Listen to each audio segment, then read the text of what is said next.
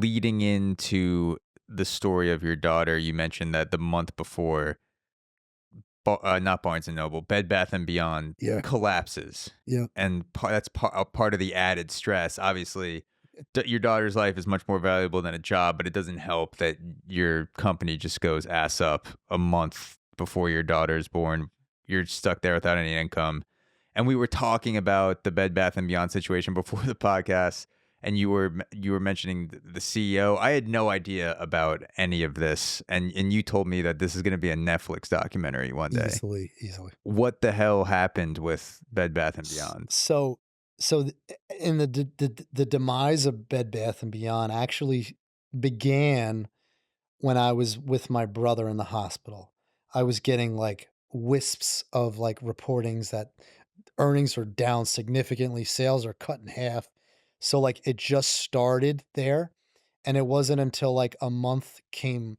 So just to rewind rewind how Bed Bath& and Beyond, and it's gonna be a Netflix documentary because there was so much gross incompetence and issues with management that in the span of 4 years, you're talking one of the most prominent brands operating close to 2,000 stores globally, Mhm. trading on the stock exchange, been in business for 50 years, right? Goes from having almost $1 billion in cash to nothing, to just Jesus. complete liquidation. And it all started with the CEO, Mark Triton, taking over Bed Bath in 2019. And granted, it was on the cusp of when the pandemic hit, Mhm. but there was a lot of fucking silly shit this guy did, right? So he comes in and he came from Target, so he has this playbook. He's like, I'm just gonna cut and paste and do it on Bed Bath and Beyond. But granted, Target sells groceries, has a whole different diverse line of offerings than just like home decor items. Yeah. Sold clothing and stuff. But his plan was like, I'm just gonna cut and paste and do it on Bed Bath and Beyond. So this guy comes in March of, the pandemic hits, so everybody's working remotely, right? This guy comes into the corporate building and he's just like, you know what? This place needs to be a lot classier. And he just decides to completely redesign, restyle the whole corporate building. Mm. And this whole corporate building it's fucking feel it housed 1,200 employees. You're talking multi levels, right? He comes in, he's like, let's get $1,500 chandeliers everywhere. Like the fucking craziest shit. This guy comes in during the pandemic, nobody's there, and he just outfits the whole place. He paints all the walls, he puts in lavish furniture everywhere. And everyone's remote. Like no one's fucking Nobody's coming in the into this fucking building. building. Yeah, yeah. And he just comes in, he's like, "Nope, you know what? Trust." And he's very charming. He has this like Australian accent. Have you ever met him in person? I never did. No, no. But he's like he's very eccentric. He wears like bold colors and he's very charming and he just charmed the pants off of everybody on the board and just got all this spending passed and he just starts spending money like he's fucking, like he's got unlimited money to spend and it just Yeah. started with redesign like the cafeteria turned into like a five-star restaurant. Yeah. It's like, what is going on here, man? With no clientele, It's with no no customers, no it's one's like everyone's nobody's in the fucking at home. office. So that started there, right? And then so you're talking 2.5 years, 3 years go by, and then granted, the company starts, like, buying back their stock to drive the they start spending money on their own stock to drive up the price of their stock, right? Because they think they're on the verge of, like, just super scaling, right? Yeah. Like, I don't know based off of what data, but they just start spending all their cash, right? So you're talking like $1 billion is just dwindling, Yeah. dwindling, dwindling.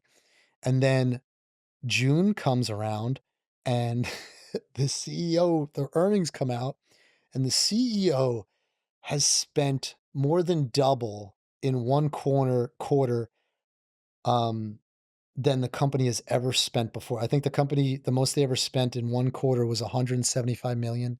He spent 325 million. Jesus. And so finally the board 300 on the building, the chandeliers, 300 mil. I mean, it's not all on that, Yeah. but just spending money like crazy, man. And one of the things is he wanted to make his own products in house, but you're talking during a pandemic and you're trying to cut corners. So all the products he put out were shit quality. I had 3 coat racks like downstairs in my basement right now. They all broke within 6 months because they're shit, Yeah. you know. So June comes around and the board is like, "Oh fuck, we gotta like get this guy out of here," right? So they push him out, right? He gets like $12 million and he just fucking goes on his way. Yeah, just like the total corporate severance where they just stuff your pockets for being a failure. Dude, fucking $12 million. I'm Yeah. like, just give me 600K and I'll do the same shit this guy did, you Yeah. know? So June happens, right? Now the he's out.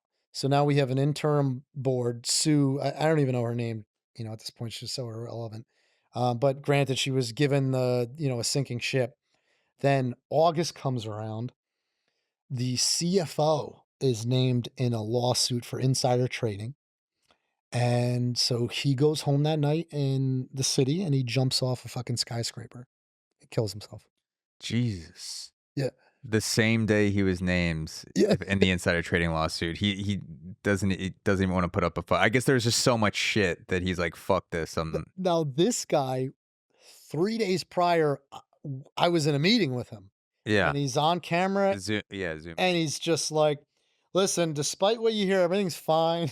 It's just like, there's no money issue. We're going to get through this. And fucking 3 days later, You open the New York Post and it's just your fucking CFO's brain splattered on the sidewalk. and there's a picture of him on the front page of Yahoo News. I'm like,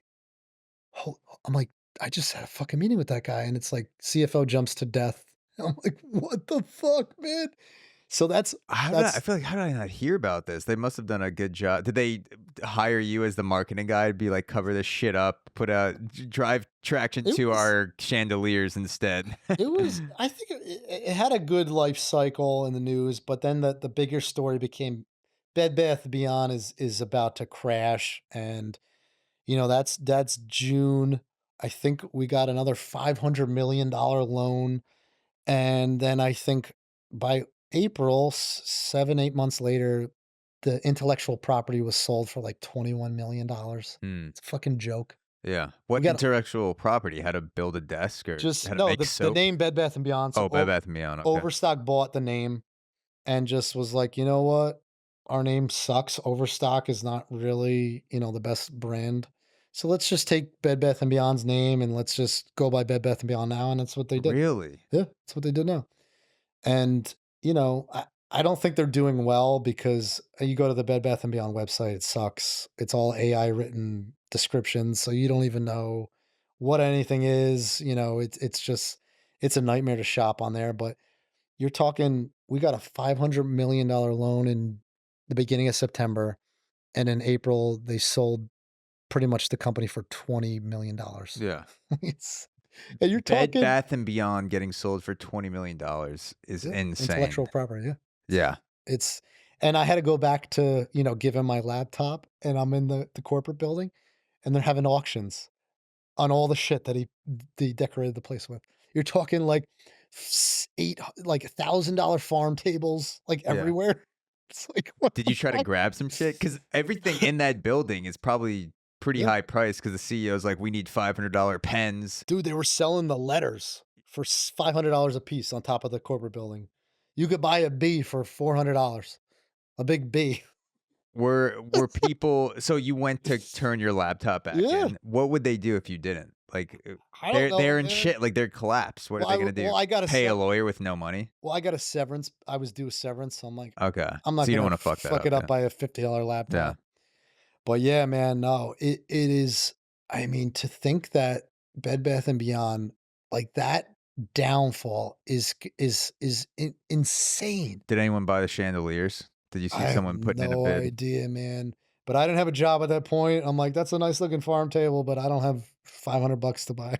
So Yeah. it's like, But yeah, man, what a crazy, crazy just fucking year, Yeah, you it would know? have been more metaphorical if the CEO hung himself by the chandelier instead of jumped off the roof. I mean, at Or least he woulda CFO, got you said. the money worth. I mean, Yeah, it would have been more useful. yeah, I mean and a little more tasteful. I think it would have He been a could have little more used the Bed poetic. Bath& Beyond chair, the chandelier, and then you kick out the chair and boom, you're hung by your own doing. Oh, man, yeah. Yeah. What a fucking year.